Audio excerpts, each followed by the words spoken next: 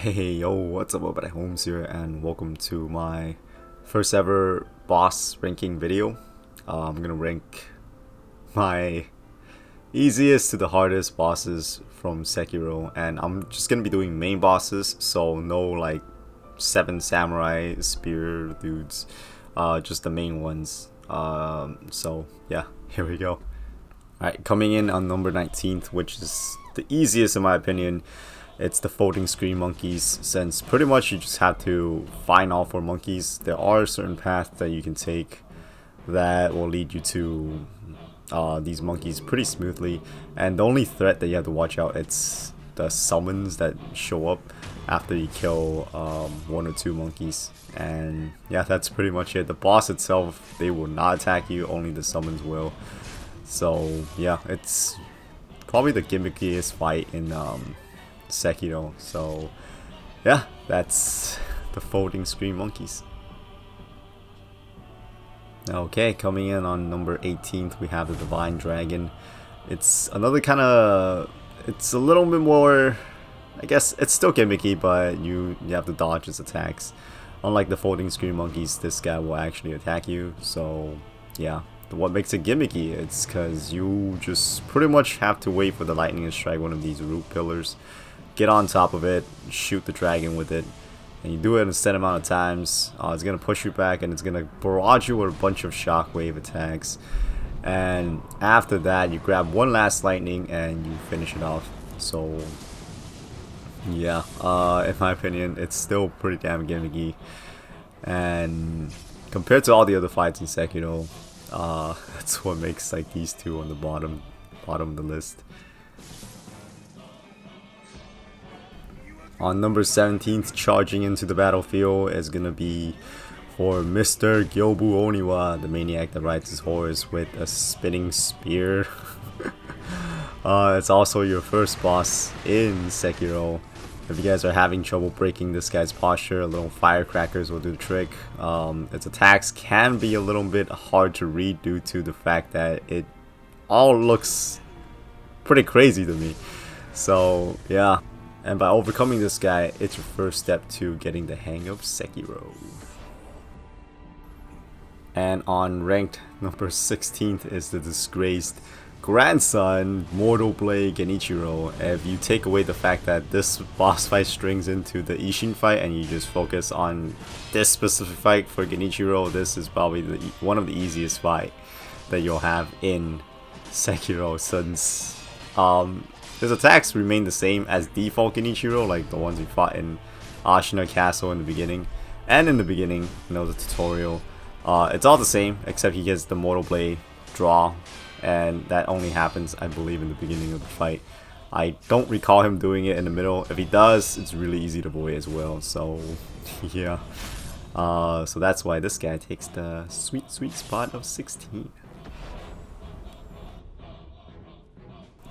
And coming in on number 15 will be Lady Emma. More or less the same reason as Mortal Blade Genichiro, but I feel like her moves are a little bit more trickier than Genichiro, but it's still doable, it's still readable.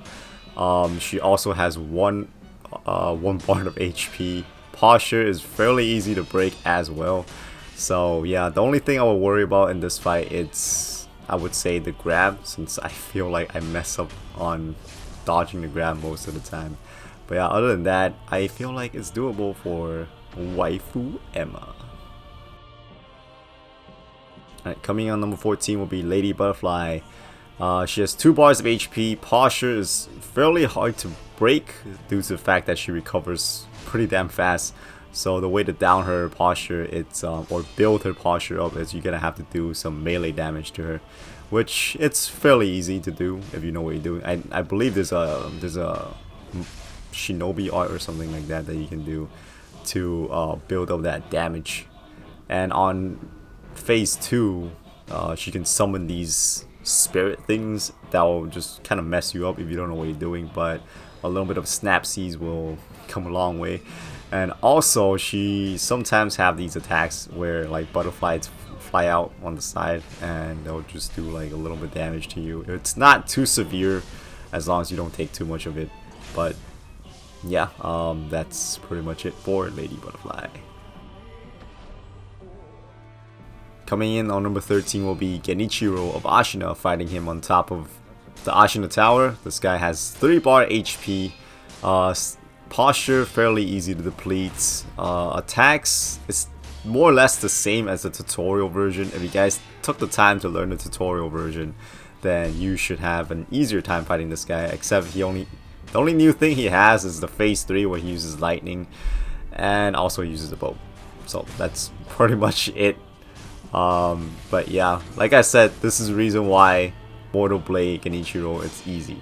Okay, because if you can beat this guy no problem, then the Mortal Blade Genichiro is a joke. So yeah, that's pretty much it. And I think most people, if they're playing Sekiro for the first time, the part that's gonna get them the most for Genichiro is probably third phase due to the lightning. If you know how to reverse the lightning, then it's no problem. Just jump and you send the lightning right back up his asshole, and then you got him.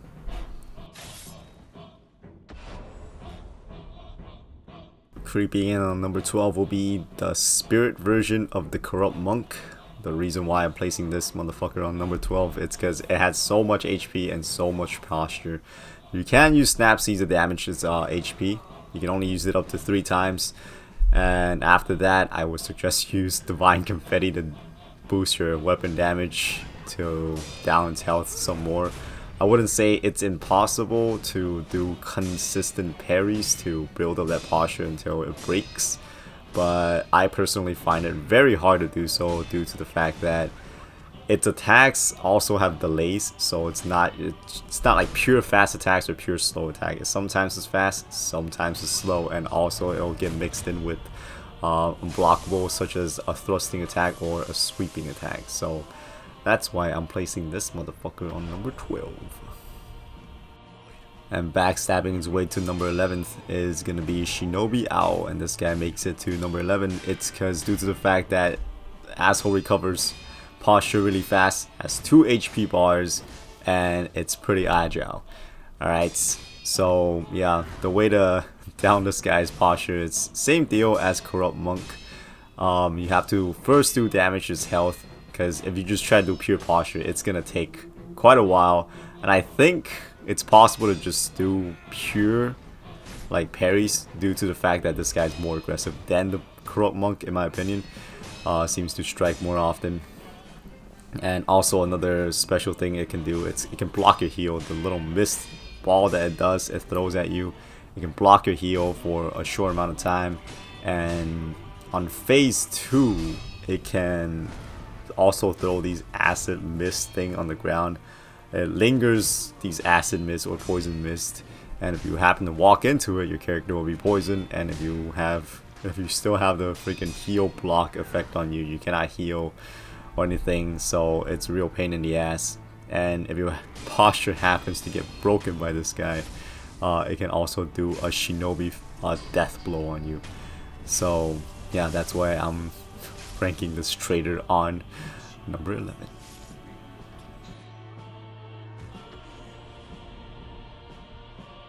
And shitting its way to number 10th on the list is gonna be the Guardian Ape.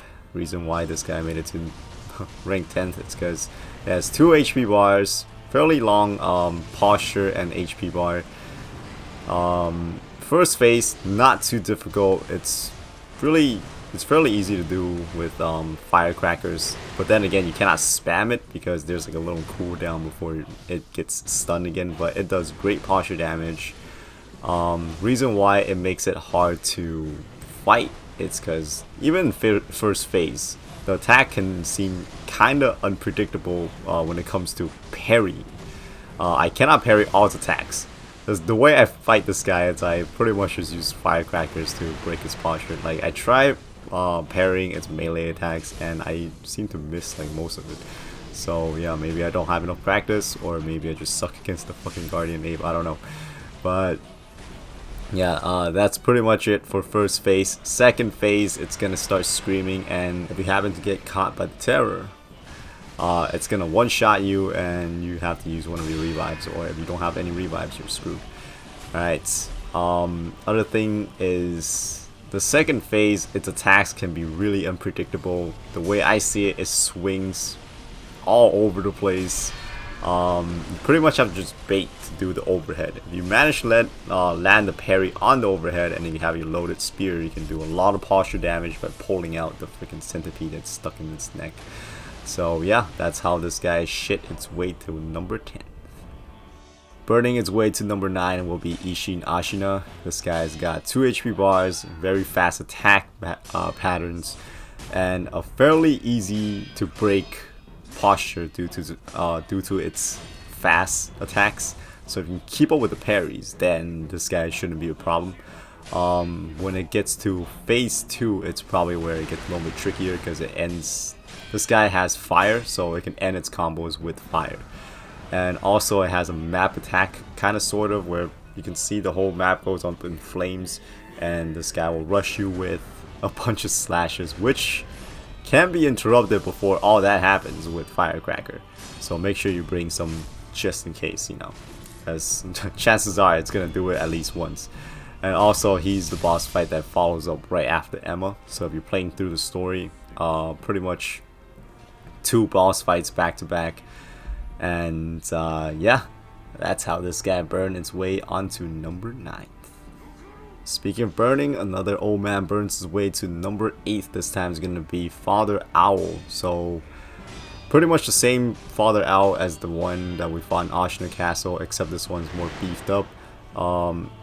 Posture is hard to break, got 2 HP bars, and you need to pretty much steal the same tactic if you want to break its HP bar. I mean, I guess it's doable if you can keep up with your parries, but if you can't, you're gonna need to work on its HP and slow down its posture recovery. It's got more heavy hitting attacks. They took out the cheap poison mist and heal blocks and replaced it with more unblockable attacks and charge attacks. So yeah, and that's just the first phase. The second phase will have him throwing his owl at you in a blazing speed, literally. And also it can teleport. This motherfucker can teleport. It can become the owl.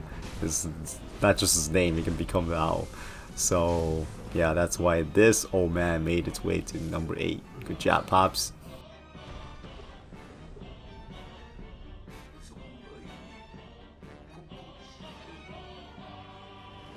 And spinning his way to number 7th is the True Corrupt Monk. And the reason why I placed him on number 7th is because it's got 3 HP bars, and each version, each bar does something else.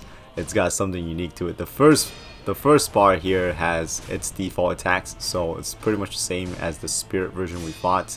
Its posture is fairly easy to break, but yeah, it's just kind of difficult due to the the mix up that I was talking about earlier. It's got its fast attacks, it's got its unblockable mixed in there, and it's got its like delayed attacks. Okay, second phase has got shadows coming at you. Pretty much the boss itself will still have the same attack patterns, it's just that it will summon these shadow things to come after you from time to time. And also, if you're quick enough, if you know the trick, you can also assassinate him. I personally only pulled it off rarely, like probably like 3 times overall, and I can't manage to do it anymore. So yeah, and once you reach the third phase, it's got the centipede thing coming out of him. Its attacks are enhanced, like it's way faster, and the centipede thing can spew out terror.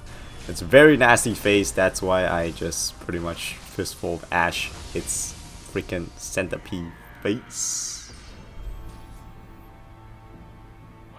And shooting its way to number 6, it's gonna be Sword Saint Ishin. And the reason why I'm placing it on number 6, it's because it's got 3 HP bars, fairly easy to break posture. Its moves gets a little tricky. Okay, and the first phase is pretty much the same as Ishin Ashina. It's got fast attacks, so you just gotta parry it. It's kind of hard to read due to its speed. Second phase is where it gets difficult, like probably the difficultest thing you'll face for this fight in my opinion, because the dude gets a spear, And then the spear swings slow, and then it mixes up with the sword attack. So then you got your quick attacks and your slow attacks, and it's got a gun for some reason. So it's just a lot of shit that it's got. And once it hits third phase, it seems like the boss likes to use the lightning attack more. So you can just lightning deflect it, just return the lightning back to him, and you pretty much got the fight in the bag. So if I were you, I just wait for the lightning on the third phase and just keep sending it back at him, and that's probably the easiest way to deal with Ishin's third phase. So the main thing you gotta worry about is just the second phase.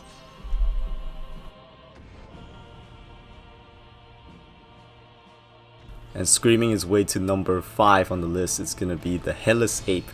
And yes, I'm placing this one above Ishin because I feel like I died to this one more than I died to sourcing Ishin. Probably because of the 2v1 factor. So the first phase, it's semi-easy. You know, you're fighting the Headless Guardian Ape. Its attacks, a little bit unpredictable, easy to dodge. Posture, fairly easy to break. HP, I feel like there's not a lot of HP. Maybe like, I would say decent HP. It's not like too little, not too much. But where the fight gets tough, it's when you drop its first bar, and then when it goes on the second bar, it summons another ape. And together, it makes the fight a little bit tougher. I mean, if you can focus down the first ape before the second one can do anything, then you get the fight in the back, because you just have to kill the original Guardian Ape. Okay, or the Headless Ape, my bad. So you beat him, and then the second one just disappears. But if you don't manage to do that, like what happens to me, where I try doing like Mortal Blade draws and stuff like that, it doesn't work for me. I don't know. I can't seem to get the timing, so I end up having to fight both of them. I can't escape it. So yeah, that's what makes the fight harder, in my opinion. But once you take out the second one and goes back to just the regular Headless Ape, or this is only a Headless Ape, so once it goes back to the Headless Ape, then the fight becomes easier. So the part that spikes the difficulty for me in this fight is it's just the 2v1 part. That's the only part that makes me like fucking shit myself. So yeah, and it's still, this guy still has the fear build up. So if that shit, if it builds up, it's one shot, you know. But yeah, anyways, enough about the Headless Ape. Let's move on to number 4. And terrorizing his way to number 4 will be the Demon of Hatred. This guy's got 3 HP bars and one huge ass freaking posture meter that never breaks, it seems. So yeah, first and second phase is more or less the same. The second phase, the move it gets in the second phase, it runs away and then it does a ground slam. That's pretty much it, and you just jump it and you grapple towards it. All the other moves are pretty much the same. Most of the time you're spending your time on its crotch, slashing away at him. Its melee attacks is kind of hard to read, in my opinion, because it's the boss is huge, and sometimes it blocks what it's gonna do, and when I see it, I can't react in time. So it's kind of difficult for me. And on phase 3, it's a little bit easier because you can use the malcontent. I mean, you can use it earlier as well, but it only works 3 times. So you can only whistle it 3 times to up its posture and stun him. So that's like your opportunity to get damage, and you can use like Yaksha, the candy thing, and then you can buff yourself to do more damage to him. Whatever, you know. Just use the malcontent and then use that, and that's probably your like easiest way to deal with one of his faces, because it doesn't reset. You can only use it once, like I said. So yeah, good luck if you're fighting this guy.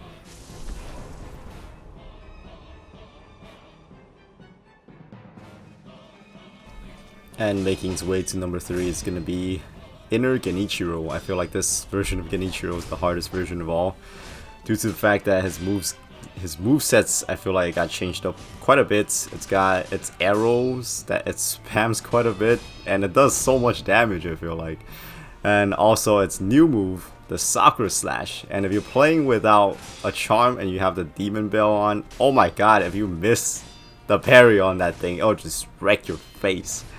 And once it gets to its third phase, it can reverse lightning on you if you messed up the reversal. So yeah, it's got some interesting tricks with this guy, and that's why I'm placing this guy on number 3 because his fancy moves, yo.